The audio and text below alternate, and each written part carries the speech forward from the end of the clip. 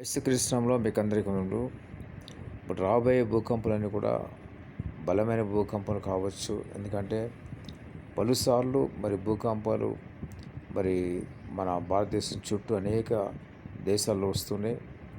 అంతేకాకుండా భారతదేశంలో కూడా స్వల్ప భూకంపం రావటం చూస్తున్నాం.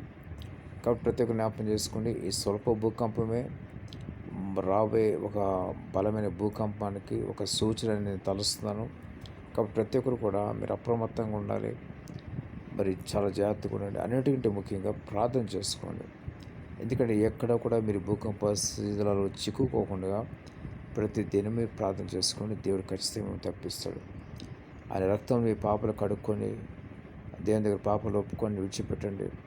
యేసుక్రీస్తు నా రక్షకుడు అని మీరు నమ్మండి. ఖచ్చితంగా మీరు తప్పించబడతారు. ఏ క్షణమైనా సరే పరలోక రాజ్యంలో ఆయన చేర్చుకోవడానికి దేవుడు అన్ని సిద్ధపరుస్తాడు. దేవుడి మాటలు మీకు దీని శాస్త్రం కాక ఆమె.